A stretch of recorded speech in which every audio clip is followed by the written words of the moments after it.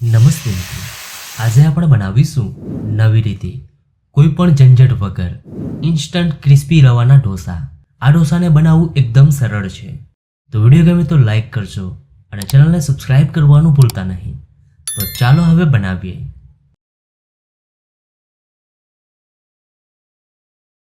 Crispy અને સ્વાદિષ્ટ ઢોસા બનાવવા માટે એક બાઉલમાં લઈએ અડધો કપ રવો, સાથે અડધો કપ ચોખાનો લોટ, 1/4 કપ મેદો, 1/4 કપ દહીં,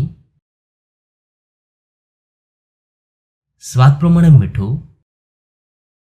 અને 3 કપ પાણી.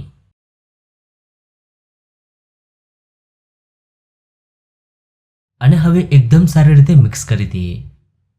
તો બેટરમાં બિલકુલ લમ્પ્સ ના રહે તે રીતે મિક્સ કરવાનું છે. તો બેટર તૈયાર છે. આ રીતના તમારા બેટરની કન્સિસ્ટન્સી હોવી જોઈએ. હવે બેટરને 20 મિનિટ રેસ્ટ આપી દઈએ. તો બેટરને પલળતા 20 મિનિટ થઈ ગઈ છે અને બેટર ખૂબ સારી રીતે પલળી ગયું છે. હવે તેમાં શાકભાજી ઉમેરી દઈએ. તો 1/4 કપ ખમણેલી ગાજર, 1/4 કપ ખમણેલી કાકડી,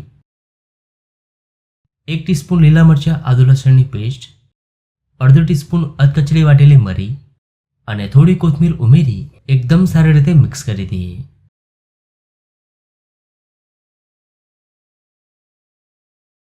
તો બેટર તૈયાર છે. હવે ગરમ પેનમાં ઉમેરીશું થોડું તેલ અને હવે પેનને તેલથી આ રીતે ગ્રીસ કરી દઈએ. તમે પેનની જગ્યાએ તવાનો પણ ઉપયોગ કરી શકો છો. હવે 1 કળશી જેટલું બેટર આ રીતે રેડી દઈએ.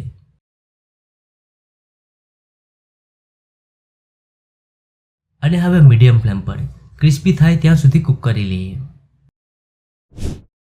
તો ઉપરની લેયર ડ્રાય થઈ ગઈ છે અને ઢોસો એકદમ ક્રિસ્પી થઈ ગયો છે. હવે તેને સર્વ કરી લઈએ.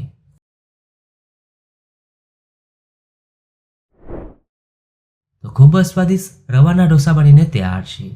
તમે આ ઢોસાના મસાલા વગર પણ ખાશો તો પણ ખૂબ જ સરસ લાગશે. તો તમને આ ઢોસાની રેસીપી કેવી લાગી? જો રેસીપી ગમી હોય તો વિડીયોને લાઈક અને શેર કરજો.